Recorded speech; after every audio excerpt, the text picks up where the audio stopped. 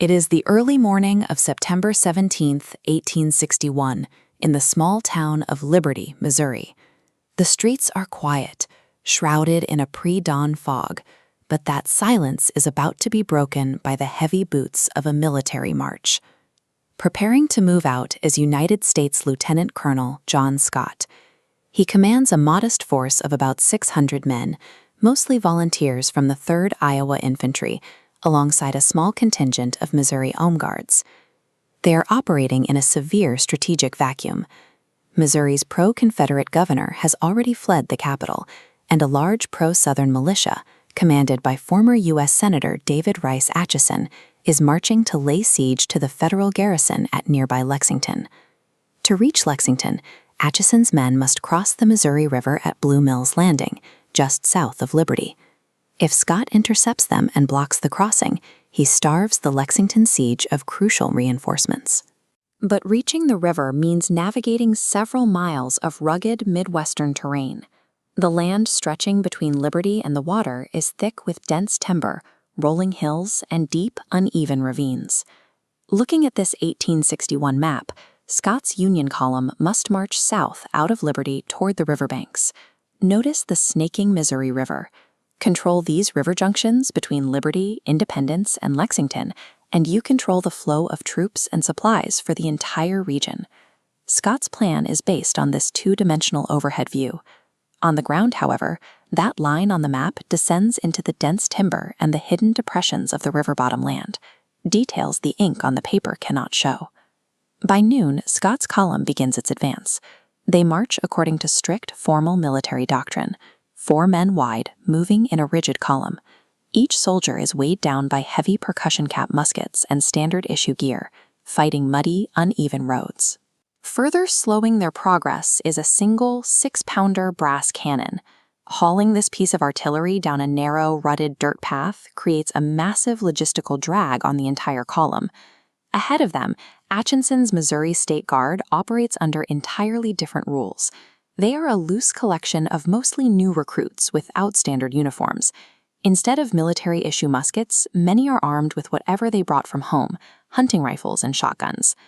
As we can see in this topographical cross-section, Atchison uses the terrain to his advantage.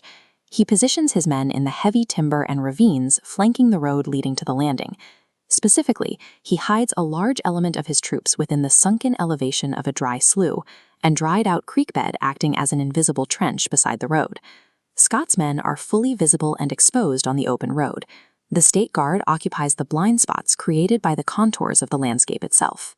As the Union column pushes further south, the road begins to narrow. The dense brush closes in. To keep moving forward, the men must stretch out, and their rigid 4-abreast formation begins to disintegrate. At 4 o'clock in the afternoon, the head of the Union column nears a local cornfield.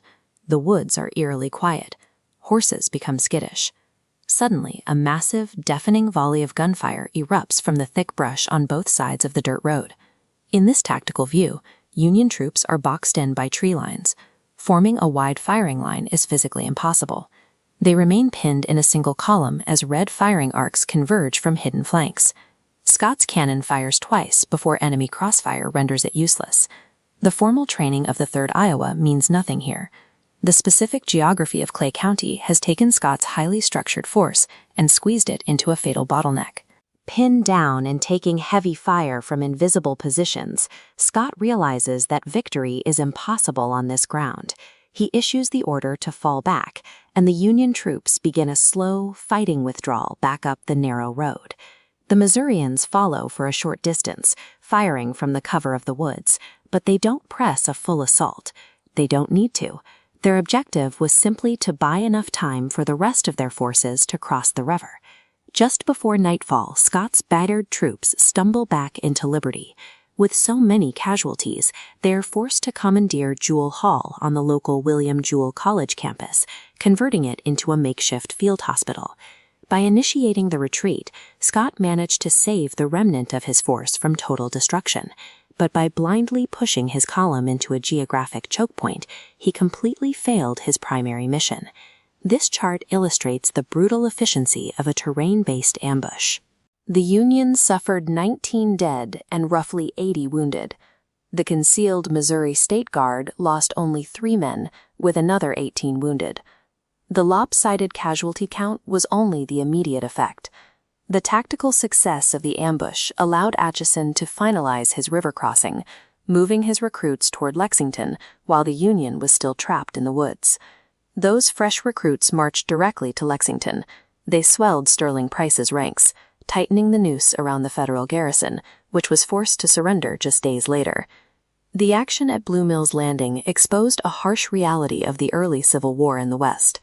Marching in perfect order and carrying standard-issue weapons offered no protection against an enemy who knew exactly how to turn the landscape itself into a weapon.